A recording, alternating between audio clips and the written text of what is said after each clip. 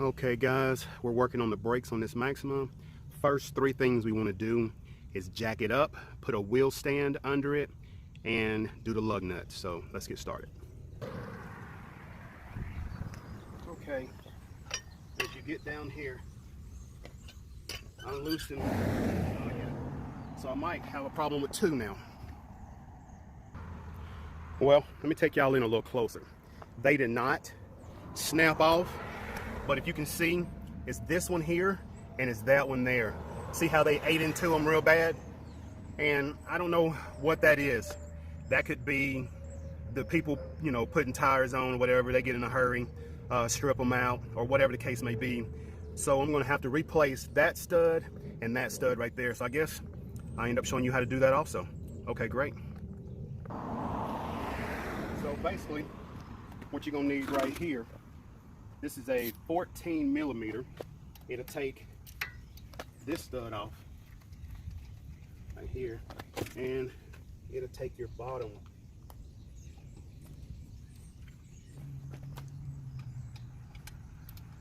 You could use a pry bar. Didn't think I would have to go that route, but I was the last person to put these on. So, if that tells you anything.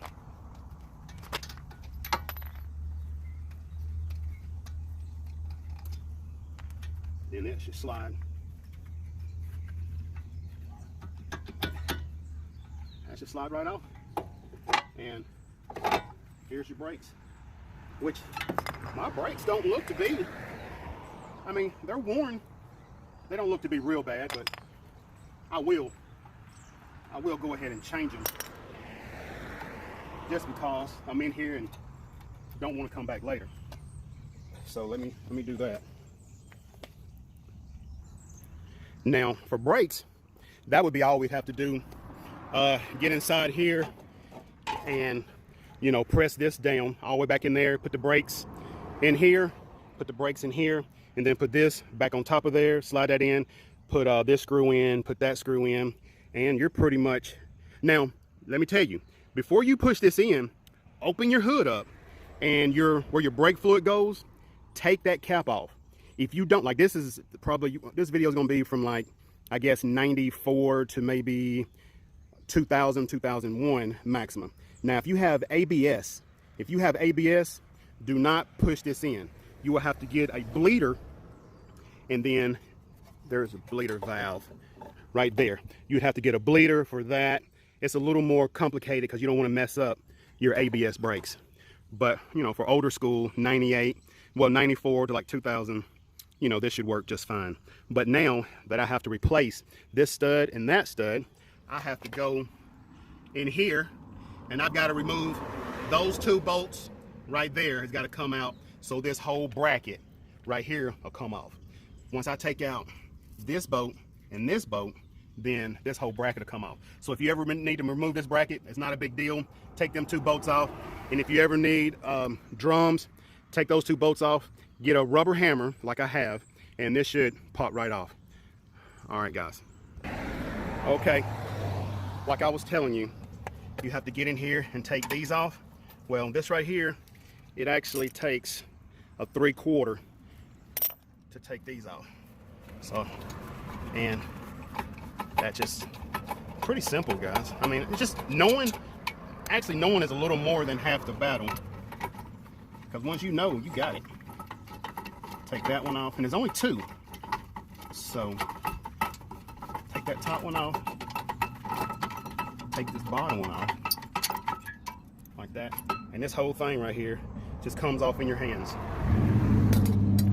Which is a pretty good deal. And then, like I said, take a rubber mallet and hit that. Okay, have to get one of these, a rubber mallet. Get that. A little stubborn,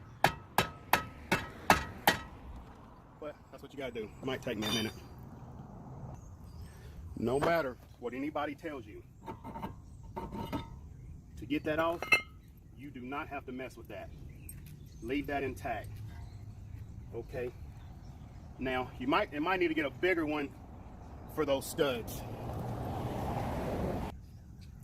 Now, to knock the studs out, you'll need something a little more heavy duty. Like that.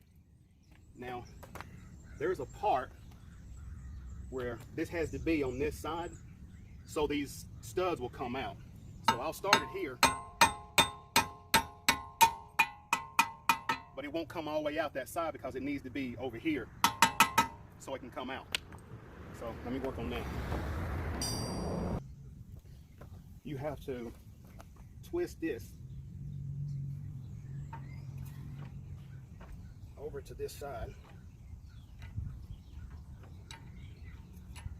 to get that out. It has to be on this side. Okay. And then you put it back in, vice versa. On this side, same way they come out, they go back in. But have to get in a groove. Then once you find it,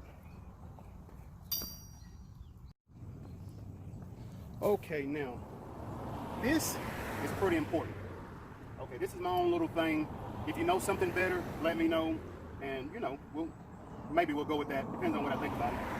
But to put my studs in here, I put the studs in there, and there's a little bitty, like 30 little grooves in there. So I match it up with the groove in there. I put this on here, which just go and find a cheap one if you can. This is actually a 12 millimeter, and I think the 12 millimeter fits pretty good on here. So put that 12 millimeter on there. Oh no, I don't want to use my good one. Let's find one of these if it'll go on there. You know what? I don't want to mess the threads up, so we will use a good one. So, but we're gonna twist this on here like that and get that center. So make sure that's on there pretty tight. Then once you do that,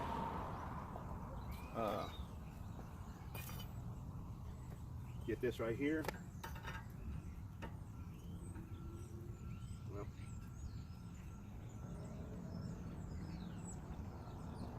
Well, let me go and lock this.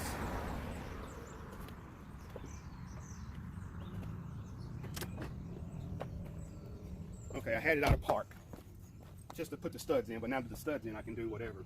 So, just like this. I'd go pretty easy with it.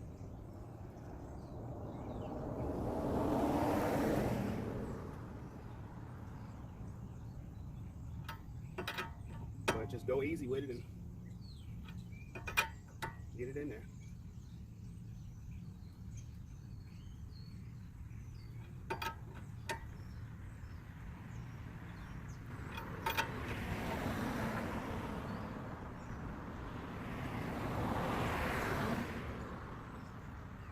Okay, I believe we got it in there good enough. And what we don't get in there, when we put the tire on, we'll do the rest. And the reason I wanted to use a different stud is because you will mess it up, but I'll use this one for this side and that side. So it'd just be one messed up stud. I think these are like $2.99. You could probably get some cheaper. I just like the better ones. But that's one right there. And then we got this one. But you would do the same process for both of them. And so basically, that's how we do. So I put one down here, and I put one up here. I use a 12 millimeter. The box end of it on there, put this on there, and the only thing you mess up is that, which $2.99, or you can pay someone to put two studs in, and yeah, that's probably not going to be cheap because they probably want to do the whole job. So that, and now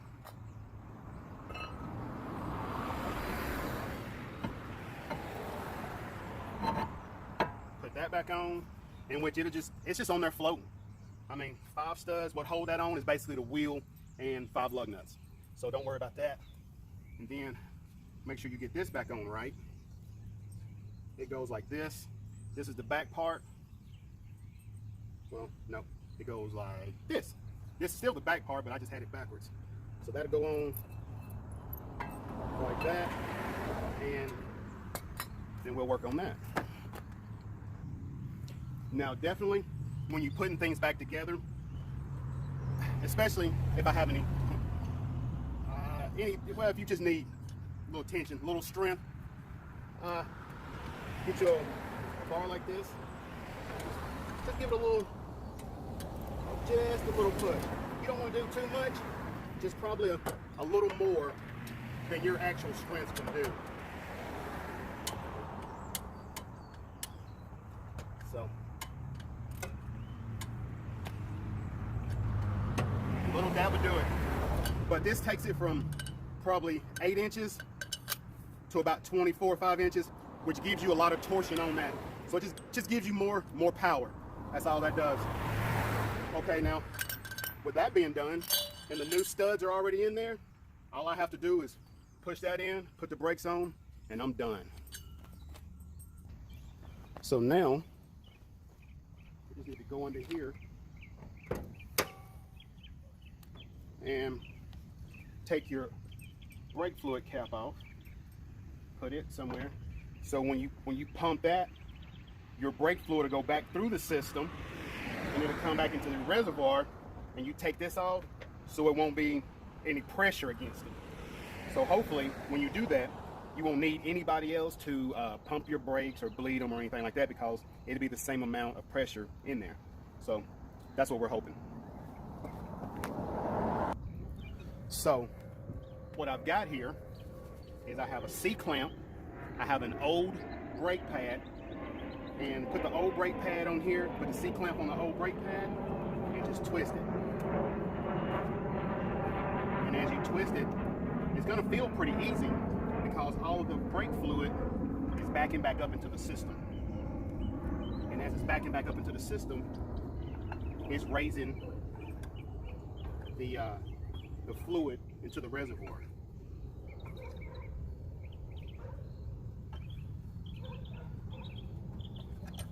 So you do that, get it all the way down, take your C-clamp off, take your old brake pad off, and now that's down where it needs to be. Just put your brakes in here, well, put your brakes on here, put that back on there, and you should be good. So when you get done, just put your brakes in there like that. Make sure they're clamped in. Take your brake caliper, put it on there like that. It should just go straight on, and then you screw it in. And now you put this here, you put the screws back in.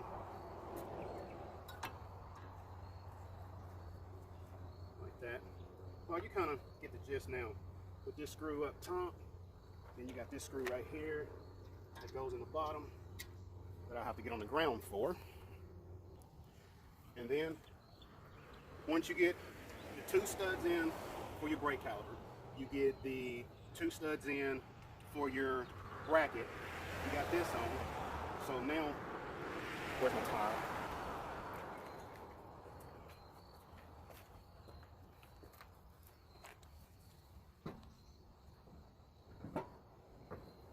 Now, put your tire on and you're ready to go.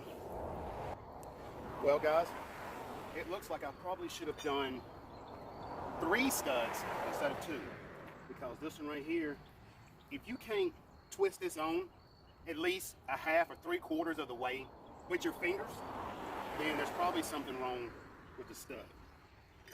But probably is. So let me just show you the way I tighten this up, being an aluminum wheel.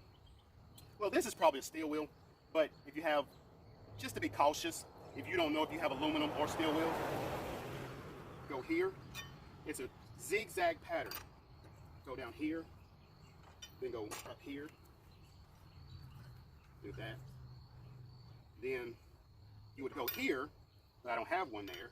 And then from here, you would go here.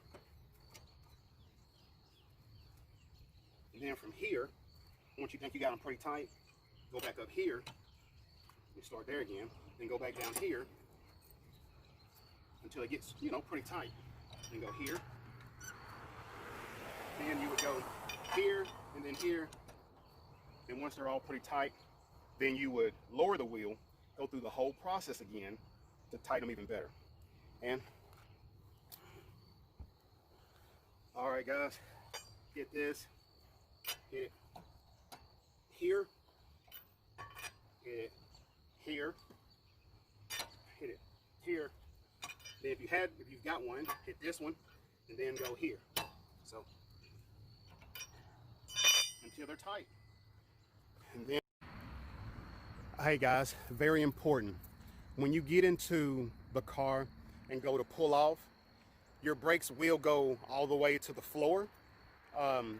You can back up a couple feet, pump your brakes, pull up a couple feet, pump your brakes, and your brakes will, I mean, it shouldn't take no more than about 10 or 12 pumps before your brakes tighten back up. So when you first get in it, your brakes will go to the floor.